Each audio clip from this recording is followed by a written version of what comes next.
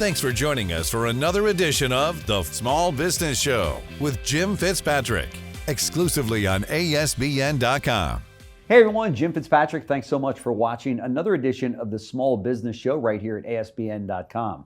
Having a solid business plan can mean the difference between just getting by and thriving in 2025. Joining us now in the studio is Mark Collier, Area Director for the Dekalb office and faculty member with the University of Georgia Small Business Development Center to break down the key steps to building a winning plan.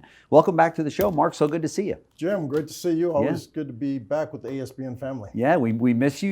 You're not on as much. Maybe in 2025 we can get you back in the studio even more, right? I'm always available for you. Good. That'd be great. So talk to us. We've spoken so many times about the importance of a small business having a business plan. And there's so many people out there right now that are listening that are going a business plan. We didn't necessarily put together a business plan. Huge mistake, right? Sure. What are the key elements of a strong strategic plan, and where should business owners start?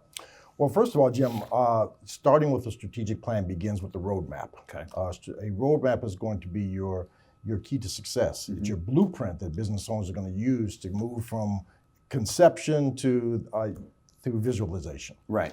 And what you start with preparing a plan. Prior to my current role, I understand that businesses are a lot like buildings. The most important part is the foundation. Yeah, that's right. So we always start with mission statement, vision statement, and core values. Okay. Those are the foundations of a business. And you've got to start there because without starting with those foundations, you can't really take progressive steps to do more. Sure, and I think a lot of small business owners think, well, I see those things on walls when I go into big offices or companies or what have you, and is that something that we should focus on later? But you're actually saying, no, start with that as a beginning, right? I mean, know what it is that you're going to be in business for and who you're going to be serving, right? Practically, yes. But as you well know, a lot of business owners say, hey, Mark, I don't have time to do that. I got to get the cash register rolling because I got payroll to meet. Yeah, sure. But it's important, though, if you can't take care of those foundations at the beginning, at least carve out some time to come back to them because they are vitally important. Yeah, for sure. What's next on the roadmap? Next on the roadmap, you want to create your plan. Okay. And that would include, first of all, gap analysis. Okay. And the gap analysis, quite simply, is where do you start? Where is your company in the current state? What do you envision the future state for your company? And then what steps do you take within that gap analysis to meet those goals? And is that short for something, or is that just no, it's just gap, like an actual gap, like a gap between your teeth. Right. So it's that initial gap. With regard to that and planning for the future, how far out should you forecast or plan? Is it a year, 5 years? So many people will say, where do you see the company in 5 years? Is that too far out? No, it's not. And actually, that is broken down into short-term, medium, and long-term goals. Okay. Short term is anything 6 months to a year. Okay. Medium term is a year to 3 years, and of course, to your point, 5 years out, up to 5 years and long would be a long-term plan. Okay. And starting from there, you want to look at your performance improvement plan. Okay. Again, after that gap analysis is done, you've looked at your current state, you've examined your future state, and then you say, okay, let's put a performance improvement plan to take us from point A to point B. Okay, and what is it? Dive down a little bit deeper on that. What is a performance plan? Performance plan will look at all of the strategies and tactics that you're going to use. Okay. Beginning with that SWOT analysis. Okay. The strengths, weaknesses, opportunities, and threats. Okay. You want to take those elements of your strategic plan and use that as the foundation to build out your performance improvement plan from there. Right. This is really great stuff because I know so many business owners small business owners especially, that have jumped right in and they don't realize that they should have had this all laid out first, right? Sometimes people jump in and say, well, I build a widget and I feel so good about the widget. Everybody needs the widget, but they never take the time to see, are there other builders of the widget? Correct, yeah. If there are, what are they selling for? What's their competitive advantage out there? They just run right out only to find out, I got competition I didn't know about, right? And a plan like this will vet all of that, right? Oh, absolutely. Yeah. As a part of that SWOT analysis, it's also embedded into your competitive analysis strategy. Yeah. And we have at University of Georgia Small Business Development Center, we've got a 12-step competitive analysis tool that I'll be happy to share with your viewers. Okay, great. Yeah, if we can make that available right below, the video that you're watching, that'd be awesome. So what's next on the roadmap? Next on the roadmap, you look at your accountability matrix. Okay. You got to put your people in place. You make sure you have the right people in the right seats to move forward with the plan, and you have to build in some accountability in that plan as well. Yeah. On doing that, a lot of small business owners that I've spoken to over the years have said, I put my friends and relatives in certain positions. You've probably heard this before. Maybe for different reasons. Maybe because they felt they were supportive or they were cheaper than getting somebody at the time. But lots of times that can come back to haunt you, can it? Because now you're up and running, and to your point, that word accountability, it's tough to hold a best friend accountable, or a brother-in-law, or a cousin, or something really like that, because it might affect the relationship that you've got with that individual, right? Talk to us about that. No, you want to separate business from personal. Yeah. There are a lot of family businesses that work, right? But there's some, I'd say more often than not, the instances where you're hiring your friends and relatives, it doesn't work. No, it doesn't. Because you have to start from what is the job function? And what are the core responsibilities and attributes that you need in an individual who's going to fill that position? That's right. And a lot of times you overlook that stuff when you're looking at your friends and relatives. That's right. No question about it. And there's sometimes, if the business goes on to be very successful, as you know, there'll be those friends and relatives in that first, core of those individuals that you brought on that feel like, well, I built this with you, so we should split the company when it sells, or I should get a bigger paycheck, than what I'm getting, because we just landed this huge account. And there's often hard feelings on that, right? There are, but to your point, a lot of times when the business is in its infancy, it's a lot more foundational. Right. Those friends and relatives their skill set is enough. That's but once the business reaches a level of sophistication or a revenue level where you're playing at a much higher level, you kind of outgrow the friends and family business, and you've got to act more like a corporation. Yeah, that's right. That point. That's right. What's next on the?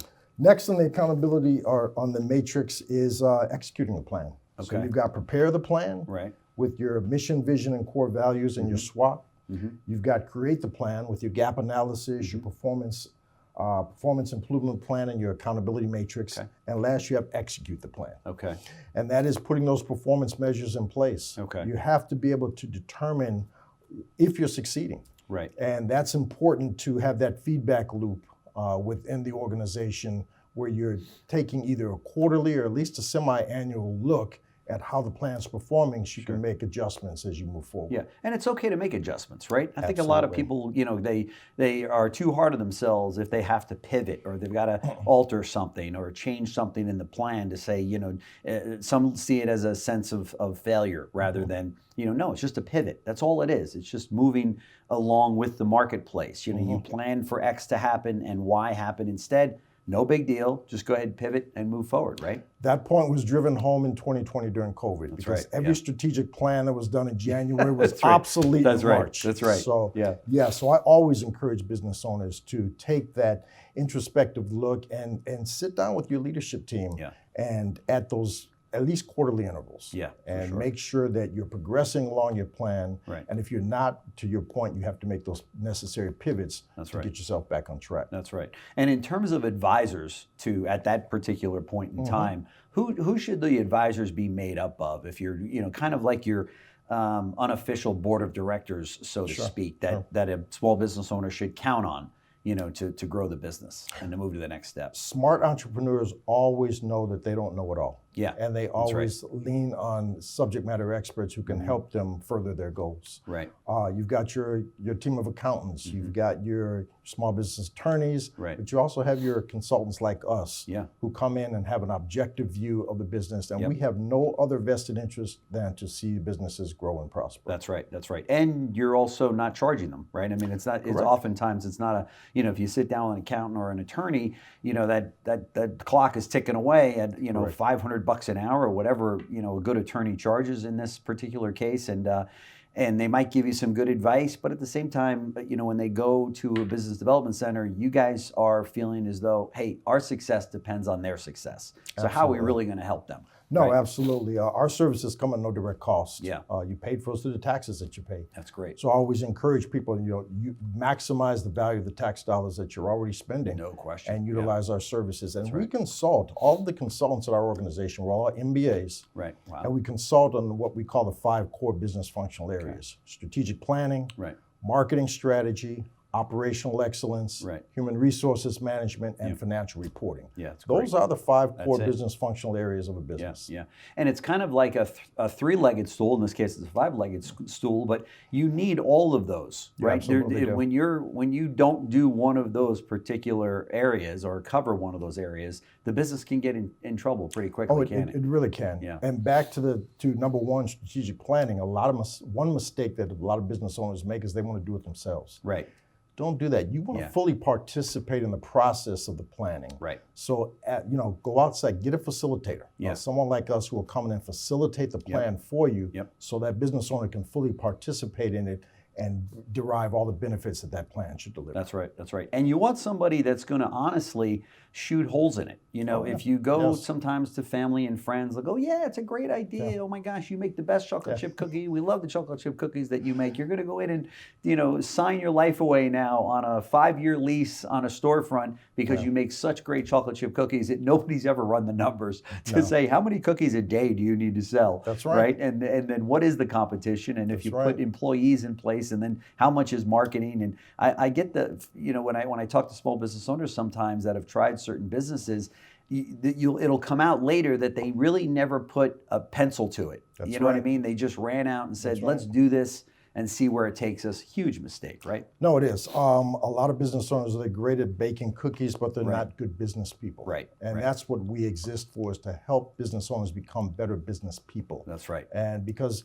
starting a business is one thing, but sustaining it and making it profitable is an entirely different proposition. Yeah, no question. How often should businesses revisit and adjust their strategy throughout the year? I think you mentioned quarterly or? Quarterly is ideal. Okay. Some businesses, if they're running at a fast pace, they don't have the time to bring everybody in on a quarterly basis. So I Right. would say at a bare minimum, semi-annually. Okay. But quarterly is ideal. Okay. Because again, competitors change, markets change, customer needs change. Yeah. So you have to be able to assess those on a quarterly basis and make sure that you're progressing on the steps towards your particular strategic plan for that year. Okay, great. And is that the final step, the execution? Or Absolutely. and the- Execution also includes that continuous feedback loop. Okay. Again, you're looking at what your plan is, looking at the progress you're making towards that plan, and you're making those necessary pivots to keep yourself on track. Sure.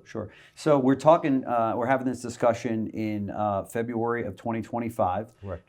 You're probably asked this question daily, if not hourly. Is this a good time to open up a small business? We're past the election, although there's some concerns out there that people have because of different things happening, whether it be in the political scene or stock market, which seems to be all over the place and what have you.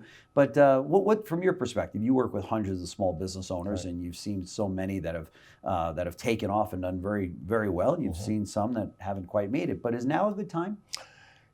Any time is a good time to start a business if you have a clear and distinct competitive advantage and value proposition. Right. If you're delivering value to the marketplace, Right. there's never a bad time to start that business. Yeah. And a lot of business owners, they, again, back to your point of that they bake a great cake, Yeah. or they have a great idea, but if that idea doesn't have a value proposition attached to it, that's going to be attached to a demand in the marketplace, Right.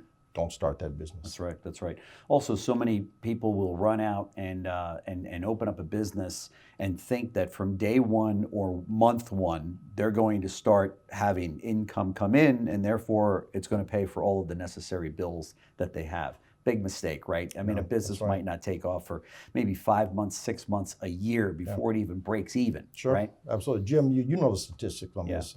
Upwards of 70% of small businesses fail within 5 years. Yeah. And the number one reason is for what you just enumerated, cash flow and lack of capital. That's right. So you've got to, on that business planning process, make sure you're adequately capitalized Right. to sustain the business for at least a year. And that includes all of your expenses, including payroll and paying yourself, the owner. That's right.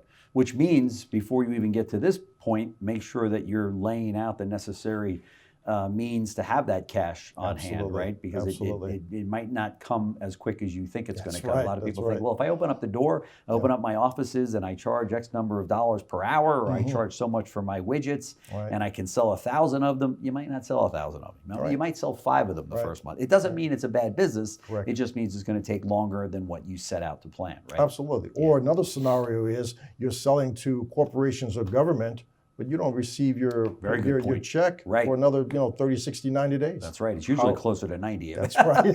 Right? Yeah, The bigger you're right the about that. entity that's paying you, the longer they're going to take to pay you. You're right? absolutely And right. A lot of people don't understand that. And Yeah. they're like, well, I sold it to him. Where's my check? Yeah. Doesn't work that way, folks. And a lot of you know what we're talking about here, that That's right. work with governments and even just big companies. The bigger the company, you could wait 120 days and for a check to come in. We do it all the time here at our media group. And now they're very big corporations that do that. So their account is safe with us, Yes, and they're not going anywhere. But you're right; it's a very good point. You got to count on that cash flow, and work it in. There's a reason why they say cash flow is the lifeblood of a business. That's right. It truly is. That's It right. truly is. No question about it.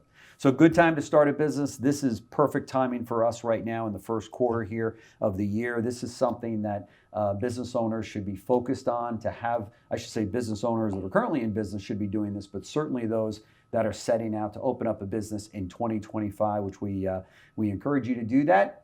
As Mark said, it's always a good time to open up a business if you have a competitive advantage, if you're bringing value to the marketplace, which I think is a perfect suggestion there.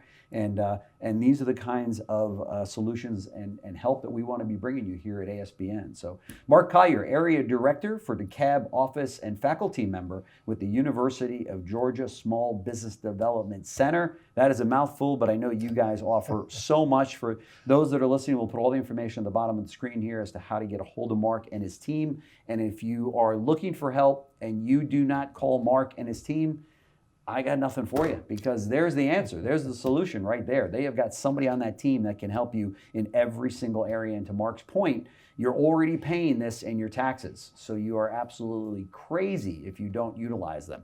And it is a great organization and has helped so many small businesses out there, not just start, but thrive. So Mark, thank you so much for coming in. Really appreciate it. You're welcome, Jim, anytime.